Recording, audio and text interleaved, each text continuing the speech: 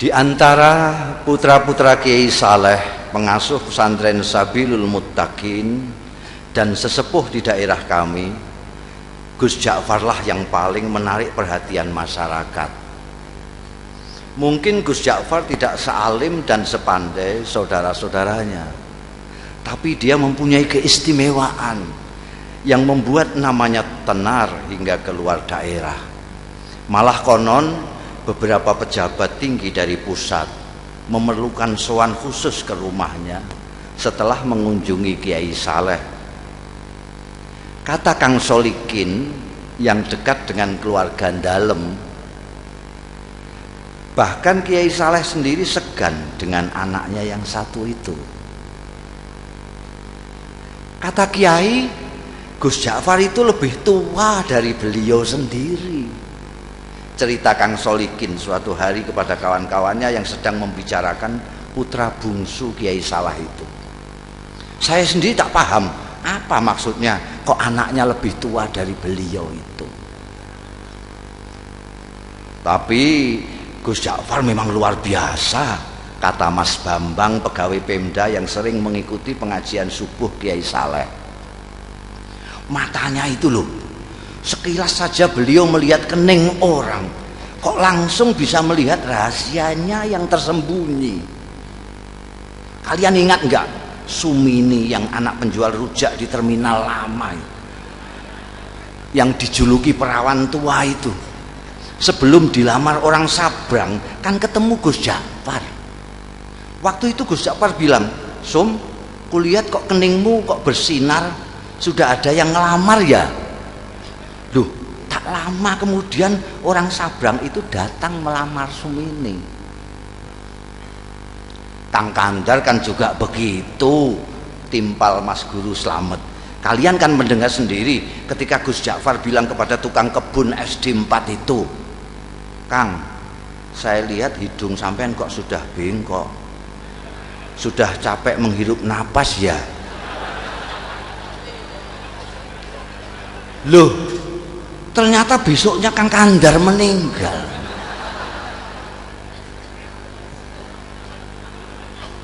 Ya, waktu itu saya pikir Gus Ja'far hanya berkelakar, sahut Ustadz Kamil. Nggak taunya beliau sedang membaca tanda pada diri Kang Kandar. Saya malah mengalami sendiri, kata Lek Salamun pemborong yang dari tadi sudah kepengin ikut bicara. Waktu itu tak ada hujan, tak ada angin. Gus Ja'far bilang kepada saya, "Wah, saku sampean kok mondol-mondol, dapat proyek besar ya?" Padahal saat itu saku saya justru sedang kempes-kempesnya. Dan percaya atau tidak, esok harinya saya memenangkan tender yang diselenggarakan Pemda tingkat provinsi. Apa yang begitu itu yang disebut ilmu kasab ya? Tanya Pak Carik yang sejak tadi hanya asik mendengarkan. Mungkin saja, jawab Ustadz Kamil. Makanya saya justru takut ketemu Gus Ja'far itu. Takut dibaca tanda-tanda buruk saya.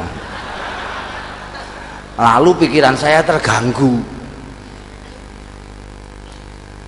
Maka ketika kemudian sikap Gus Ja'far berubah, masyarakat pun geger. Terutama para santri kalong, orang-orang kampung yang ikut mengaji tapi tidak tinggal di pesantren seperti Kang Solikin yang selama ini merasa dekat dengan beliau.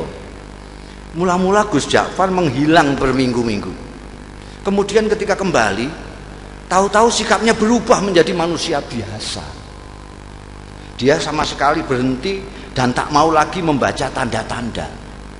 Tak mau lagi memberikan isyarat-isyarat yang berbau ramalan. Ringkas kata, dia benar-benar kehilangan keistimewaannya. Jangan-jangan ilmu beliau hilang pada saat beliau menghilang itu. Komentar Mas Guru Slamet penuh penyesalan. Wah, sayang sekali. Apa gerangan yang terjadi pada beliau ya? Kemana beliau pergi saat menghilang pun kita tidak tahu, kata Lek Salamun. Kalau saja kita tahu kemana beliau pergi, mungkin kita akan mengetahui apa yang terjadi pada beliau dan mengapa beliau kemudian berubah. Tapi bagaimanapun ini ada hikmahnya. ujar Ustadz Kamil. Paling tidak kini kita tidak bisa setiap saat menemui Gus Ja'far tanpa, paling tidak kini kita bisa setiap saat menemui Gus Ja'far tanpa merasa deg-degan dan was-was. Bisa mengikuti pengajiannya dengan niat tulus mencari ilmu, tidak takut ditebak-tebak. Maka jika kita ingin mengetahui apa yang terjadi dengan Gus kita ini hingga sikapnya berubah dan ilmunya hilang, sebaiknya kita langsung saja menemui beliau. Begitulah sesuai usul Ustadz Kamil pada malam Jumat sehabis wiridan salat Isya, saat mana Gus Ja'far Prai tidak mengajar, rombongan santri Kalong sengaja mendatangi rumahnya. Kali ini hampir semua anggota rombongan merasakan keakraban Gus Ja'far jauh melebihi yang sudah-sudah. Mungkin karena kini tidak ada lagi sekat berupa rasa segan, was-was dan takut dibaca tanda-tandanya. Setelah ngobrol kesana kemari, akhirnya Ustadz Kamil berterus terang mengungkapkan maksud utama kedatangan rombongan. Gus, di samping silaturahmi seperti biasa, malam ini kami datang juga dengan sedikit keperluan khusus. Singkatnya, kami penasaran dan sangat ingin tahu latar belakang perubahan sikap sampean. Perubahan apa? Tanya Gus Ja'far sambil tersenyum penuh arti. Sikap yang mana? Kalian ini ada-ada saja. Saya kok merasa tidak berubah. Dulu sampean kan biasa dan suka membaca tanda-tanda orang. Tukas Mas Guru Slamet. Kok sekarang tiba-tiba makpet? Sampean tak mau lagi membaca, bahkan diminta pun tak mau. Oh itu, kata Gus Ja'far seperti benar-benar baru tahu. Tapi dia tidak segera meneruskan bicaranya. Diam agak lama. Baru setelah menyeruput kopi di depannya, dia melanjutkan. Ceritanya panjang. Dia berhenti lagi, membuat kami tidak sabar. Tapi kami diam saja. Kalian ingat enggak, saya lama menghilang? Akhirnya Gus Ja'far bertanya, membuat kami yakin bahwa dia benar-benar siap untuk bercerita. Maka serempak kami mengangguk. Suatu malam saya bermimpi ketemu almarhum ayah, dan saya disuruh mencari seorang wali sepuh yang tinggal di sebuah desa kecil di lereng gunung yang jaraknya dari sini sekitar 200 km ke arah selatan. Namanya Kiai Tawakal. Kata ayah dalam mimpi itu, hanya kiai-kiai tertentu yang tahu tentang kiai yang usianya sudah lebih 100 tahun ini. Santri-santri belajar kepada beliau pun rata-rata sudah disebut kiai di daerah masing-masing.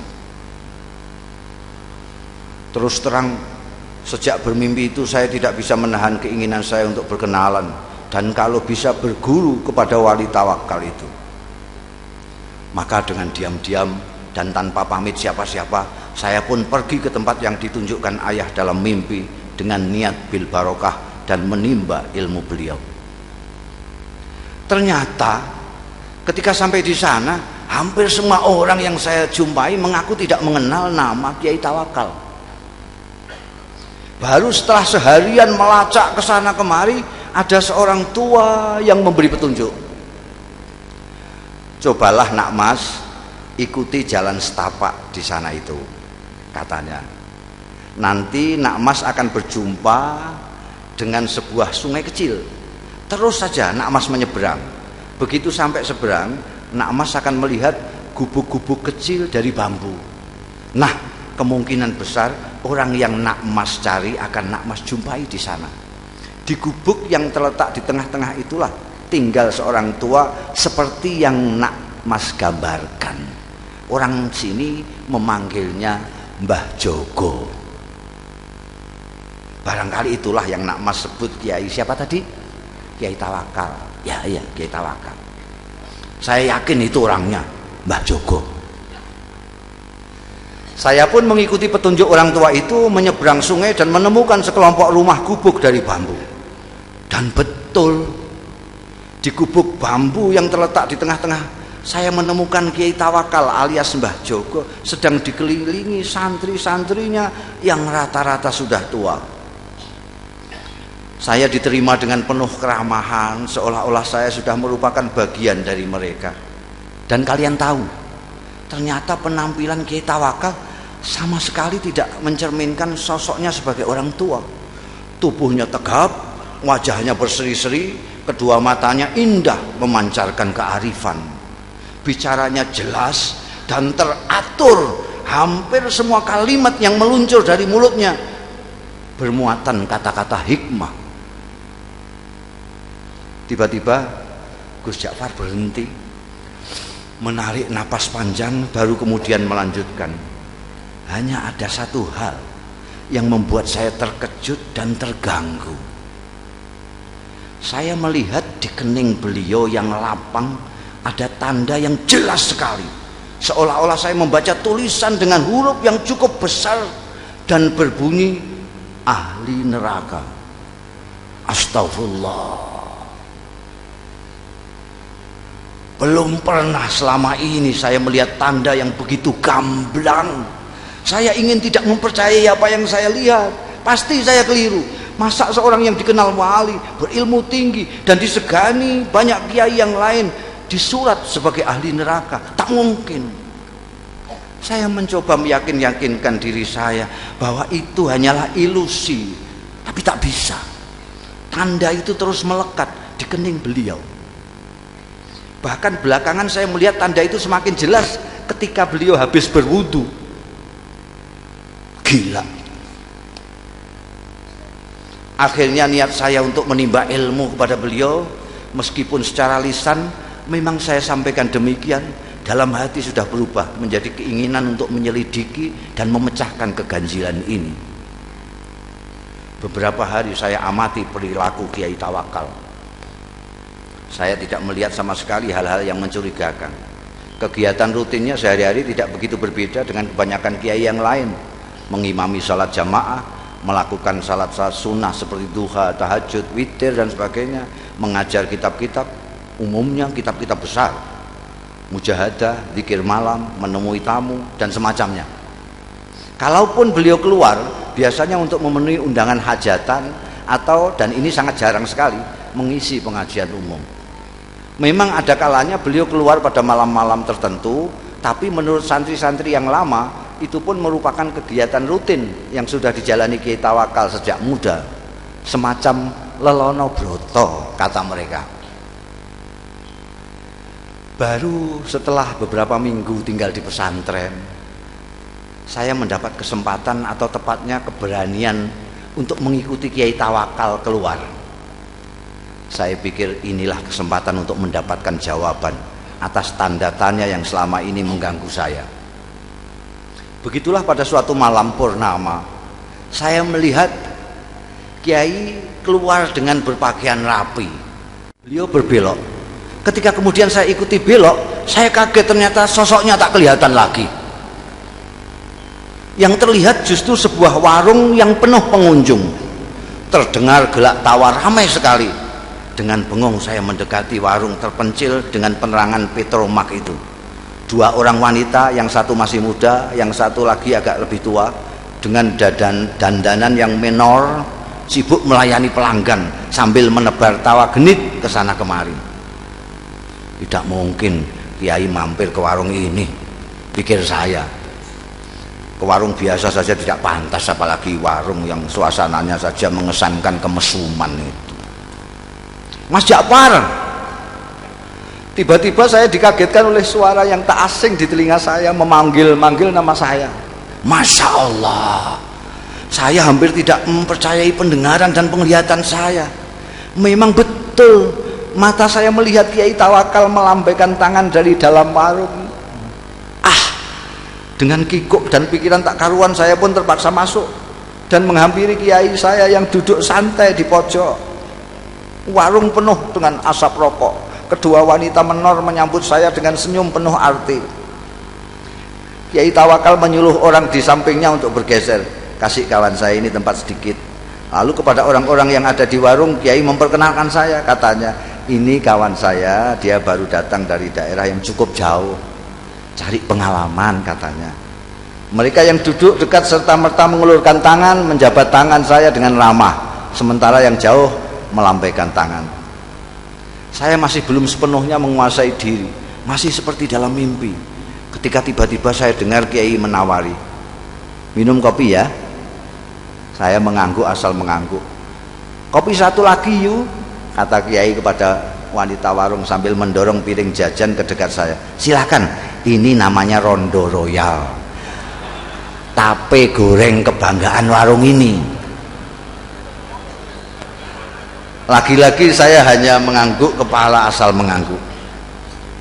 Kiai Tawakal kemudian asik kembali dengan kawan-kawannya dan membiarkan saya bengong sendiri. Saya masih tak habis pikir, bagaimana mungkin Kiai Tawakal yang terkenal waliullah dan dihormati para kiai lain bisa berada di sini, akrab dengan orang-orang beginian, bercanda dengan wanita warung. Inikah yang disebut Lelono Broto? Ataukah ini merupakan dunia lain beliau yang sengaja disembunyikan dari umatnya? Tiba-tiba saya seperti mendapat jawaban dari tanda tanya yang selama ini mengganggu saya, dan karenanya saya bersusah payah mengikutinya malam ini. Oh, pantas di keningnya aku lihat tanda itu. Tiba-tiba sikap dan pandangan saya terhadap beliau berubah. Mas, sudah larut malam. Tiba-tiba suara Kiai Tawakal membuyarkan lamunan saya. Kita pulang yuk. Dan tanpa menunggu jawaban saya, Kiai membayari minuman dan makanan kami, berdiri, melambai kepada semua, kemudian keluar. Seperti kerbau dicocok hidung, saya pun mengikutinya. Ternyata setelah melewati kebun sengon, Kiai Tawakal tidak menyusuri jalan-jalan yang tadi kami lewati. Biar cepat, kita mengambil jalan pintas saja ya, katanya. Kami melewati pematang, lalu menerobos hutan, dan akhirnya sampai di sebuah sungai. Dan sekali lagi saya menyaksikan kejadian yang mengguncangkan. Kiai Tawakal berjalan di atas permukaan air sungai seolah-olah di atas jalan biasa saja. Delonyor-delonyor. Sampai di seberang, beliau menoleh ke arah saya yang masih berdiri mematung. Beliau melambai, ayo, teriaknya. Untung saya bisa berenang. Saya pun kemudian berenang menyeberangi sungai yang cukup lebar. Sampai di seberang, ternyata Kiai Tawakal sudah duduk-duduk di bawah pohon randu alas menunggu. Kita istirahat sebentar, katanya, tanpa menengok saya yang sibuk berpakaian. Kita pasti punya waktu, insya Allah sebelum subuh kita sudah sampai pondok. Setelah saya ikut duduk di sampingnya, tiba-tiba dengan suara berwibawa, Kiai berkata mengejutkan, bagaimana? Kau sudah menemukan apa yang kau cari? Apakah kau sudah menemukan pembenar dari tanda yang kau baca di kening saya? Mengapa kau seperti masih terkejut? Apakah kau yang mahir melihat tanda-tanda menjadi ragu terhadap kemahiranmu sendiri? Dingin air sungai rasanya semakin menusuk mendengar rentetan pertanyaan beliau yang menelanjangi itu. Saya tidak bisa berkata apa-apa. Beliau yang kemudian terus berbicara, anak muda, kau tidak perlu mencemaskan saya hanya karena kau melihat tanda ahli neraka di kening saya. Kau pun tidak perlu bersusah payah mencari bukti yang menunjukkan bahwa aku memang pantas masuk neraka. Karena pertama, apa yang kau lihat belum tentu merupakan hasil dari pandangan kalbumu yang bening. Kedua, kau tak akan tahu sebagaimana neraka, surga, aku adalah milik Allah. Maka terserah kehendaknya, apakah ia mau memasukkan diriku ke surga atau ke neraka. Untuk memasukkan hambanya ke surga atau neraka, sebenarnya lah ia tidak memerlukan alasan. Sebagai kiai, apakah kau berani menjamin amalmu pasti mengantarkanmu ke surga kelak? Atau kau berani mengatakan bahwa orang-orang di warung yang tadi kau pandang sebelah mata itu pasti masuk neraka? Kita berbuat baik karena kita ingin dipandang baik olehnya. Kita ingin berdekat-dekat dengannya. Tapi kita tidak berhak menuntut balasan kebaikan kita darinya. Mengapa? Karena kebaikan kita pun berasal darinya. Bukan begitu? Bukan begitu.